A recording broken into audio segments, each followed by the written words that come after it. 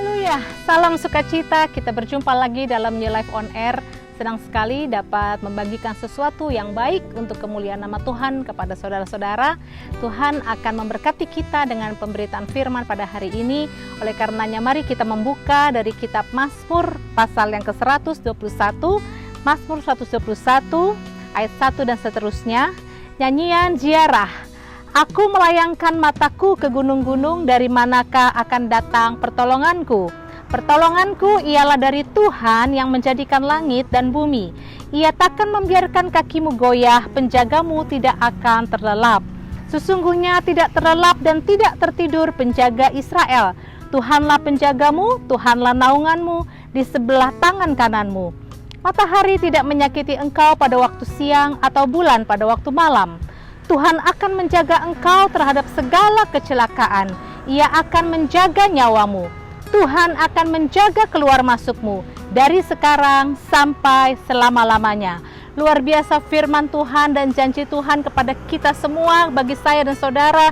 Kita lihat di ayat yang ke-8, dari ayat yang terakhir terlebih dahulu, dikatakan Tuhan akan menjaga keluar masukmu dari sekarang sampai selama-lamanya. Tuhan akan menjaga keluar masukmu. Saya setuju bahwa hidup ini, saudara-saudara, terdiri dari keluar dan masuk. Seluruh kehidupan kita sejak kita lahir di bumi sampai kita tutup usia, itu kita akan menghadapi sebuah pintu keluar dan pintu masuk dari dalam setiap periode, dalam setiap kurun waktu hidup kita. Kita keluar dari perut, dari kandungan ibu kita, lalu kita masuk pintu ke dalam dunia. Nah, saudara-saudara, pada waktu kita di dunia, kita masuk dalam masa kita sebagai bayi yang baru lahir, dan keluar dari masa itu kita masuk kepada fase di mana kita menjadi anak balita. Kita keluar dari masa bayi yang masih harus selalu digendong, lalu kita merangkak, dan akhirnya kita keluar dari baby box itu, lalu kita merangkak dan kita bisa berjalan. Lalu pada waktunya kita juga bertumbuh dan keluar dari seorang anak balita, kita masuk kepada masa kita menjadi anak-anak. Anak-anak kita lewati masanya, lalu kita keluar dari masa anak-anak, kita masuk kepada pintu sebagai anak remaja, dan seterusnya sampai kita dewasa. Kita keluar dari pintu sekolah dasar, masuk ke pintu sekolah menengah pertama, dan seterusnya sampai universitas, dan kita keluar dari pintu universitas bagi mereka, lalu mereka masuk ke dalam pintu yang baru, pintu terjun ke dunia masyarakat dan dunia kerja. Orang yang berkarir pun demikian, kita masuk di dalam satu jenjang karir yang satu, lalu keluar dari situ ke jenjang karir yang berikutnya. Kita meninggalkan masa di mana kita lajang atau membujang, lalu kita masuk kepada suatu pintu perkawinan, pintu pernikahan, saudara-saudara, dan seterusnya. Ada orang yang keluar masuk kota-kota, mungkin ikut perjalanan dinas dan sebagainya, dari pintu kota yang satu keluar dan masuk kepada pintu kota yang lain. Nah, saudara-saudara, memang hidup itu keluar dan masuk, dan hari ini mungkin kita sedang berada di dalam satu persimpangan. Apa yang mau disampaikan lewat Mazmur 121 ini, yaitu mengingatkan saya dan saudara, apakah yang Tuhan Yesus, apakah yang Roh Kudus, apakah yang Allah Bapa perbuat di dalam seluruh kurun waktu kehidupan kita. Kita melihat di ayat 1 dan 2, dikatakan, saudara-saudara, aku melayangkan mataku ke gunung, dari manakah akan datang pertolonganku? Pertolonganku ialah Tuhan yang menjadikan langit dan bumi. Nah, saudara-saudara, keterbatasan mata kita, mata fisik kita, diri kita memiliki keterbatasan mata rohani, di mana mata kita biasanya dan umumnya dan pastinya hanya melihat hal-hal yang dapat dilihat secara lahiriah, apa yang dapat mata kita secara fisik kita lihat. Kita punya keterbatasan yang namanya mata rohani, di mana mata jasmani kita hanya melihat hal-hal yang lahiriah, namun Tuhan mau kita punya mata rohani yang dapat melihat bahwa Tuhan adalah penolong. Pertolonganku ialah dari Tuhan yang menjadikan langit dan bumi. karyanya adalah langit dan bumi, bukan sekedar gedung tinggi. Mengapa pemazmur mengatakan ini?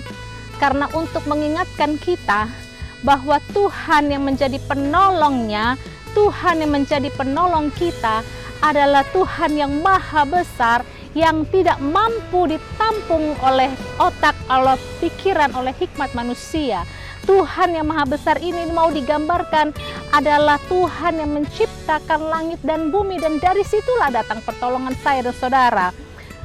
Tuhan yang kita andalkan sebagai penolong bukan Tuhan yang cuma membuat sekedar gedung tinggi, bukan membuat sekedar bangunan-bangunan yang besar, bukan membuat perusahaan raksasa, bukan yang membuat gereja-gereja besar, bukan sekedar yang membuat rumah sakit yang telah merawat dan menyembuhkan ribuan orang, tetapi Mazmur mau mengajak kita, Mazmur 121 mau mengajak kita, mari kita ingat penolong kita adalah Allah pencipta langit dan bumi, Allah pencipta seluruh jagat raya dan isinya. Kita mau diingatkan pada saat ini bahwa siapakah yang dapat kita andalkan di masa-masa sulit. Mungkin hari ini ada yang mengalami masa sulit, bahwa Yesus, Tuhan, Roh Kudus telah dicurahkan sebagai penolong kita. Dialah satu-satunya penolong kita yang utama. Sehingga kita, ketika kita mendapat masalah persoalan, yang pertama kita cari dan kita datang adalah pertolongan Tuhan.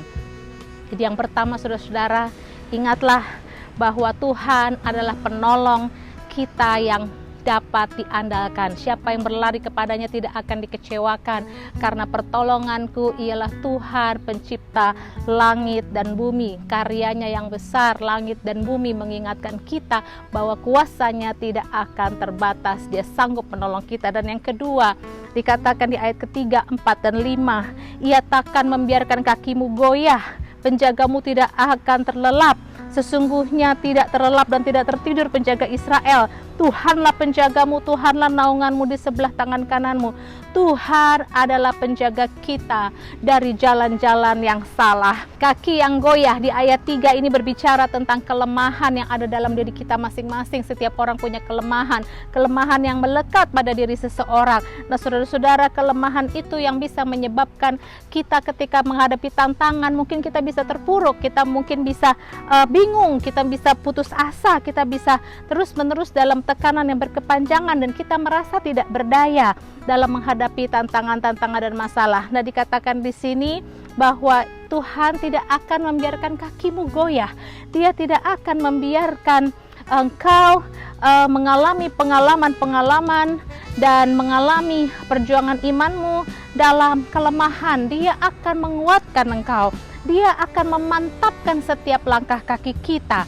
Yang kita yang lemah, pada saat ini yang lemah, firman Tuhan mau mengajak kita, Tuhanlah akan memberi kekuatan memantapkan kakimu. Yang merasa tidak berdaya hari ini, Tuhan akan menolong engkau, dan jangan ambil jalan pintas, jangan ambil jalan seperti orang yang sedang putus asa.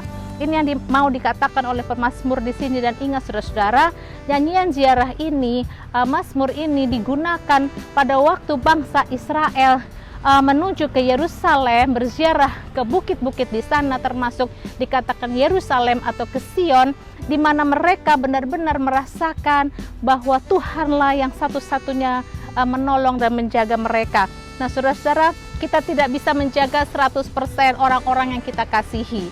Nah, di sini kita diingatkan bahwa Tuhan yang mampu menjaga. Kita bisa berdoa bagi anak kita, bagi keluarga kita, bagi orang-orang yang kita kasihi.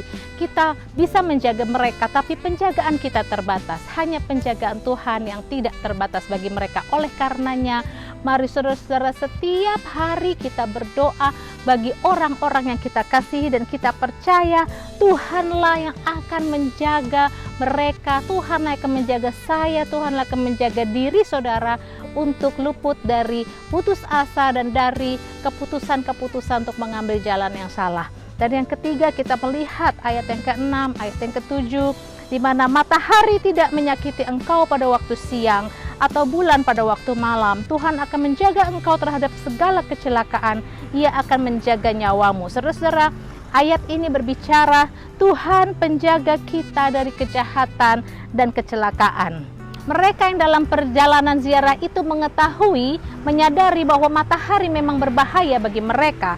Namun mereka melihat penjagaan Tuhan sangat sempurna. Dan orang yang hidup di zaman kuno pada waktu itu memang juga percaya bulan di malam hari juga dapat mendatangkan penyakit, khususnya penyakit kelainan jiwa. Nah, saudara-saudara, ayat 6 dan 7 berbicara mengenai penjagaan Tuhan yang sempurna terhadap apapun yang bisa menyakiti. Penjagaan Tuhan yang sempurna berlaku atas saya dan saudara terhadap kejahatan, baik kejahatan yang disengaja maupun dari kecelakaan yang tidak disengaja. Matahari sebagai pusat tata surya dan energi terbesar di alam jagat raya ciptaan Tuhan, dikatakan kebesaran matahari pun tidak akan ada yang menyakiti kita. Haleluya. Nah, saudara yang dikasihi Tuhan Yesus, kejahatan juga demikian, kejahatan yang nyata-nyata, yang terang-terangan ditujukan kepada saudara. Percayalah pada saat ini dengan firman Tuhan bahwa kejahatan yang terang-terangan dilemparkan kepada kita maupun kejahatan yang dilemparkan secara tersembunyi yang digambarkan oleh kegelapan malam, itu semua tidak akan menyakiti kita dan tidak akan merugikan kita, walaupun kita sangat merasa, mungkin kita merasa saat ini kita dirugikan. Apapun kejahatan dari manusia, apapun kecelakaan yang tidak disengaja yang dapat terjadi di mana saja dan kapanpun saja, percayalah kalau kita berharap kepada Tuhan dan kita minta pertolongan Tuhan, itu tidak akan menyakiti kita dan merugikan kita. Saudara, mari jangan pernah berhenti meminta pertolongan dan penjagaan Tuhan lewat doa-doa kita. Doa orang benar tidak akan mengecewakan, doa orang benar sangat besar kuasanya. Janji firman Tuhan ini bagi saya dan saudara, apa yang dialami kaum Israel ketika mereka berziarah ke Yerusalem, itu akan menjadi pengalaman kita juga seumur hidup kita. Kita yang percaya kepada Tuhan, Tuhanlah penolongmu, Tuhanlah penjagamu. Dia akan menjaga engkau dari segala kelemahan, dari jalan yang salah, dan Tuhan juga akan menjaga orang-orang yang kita kasihi. Tuhan juga menjadi penolongmu saat ini dari berbagai kejahatan maupun berbagai kecelakaan. Kita harus berdoa, kita harus berharap pada Tuhan, dan terimalah janji firman Tuhan ini bagi kita semua. Bahagia, damai sejahtera, pertolongan kita bagi saudara dan saya. Puji Tuhan, haleluya.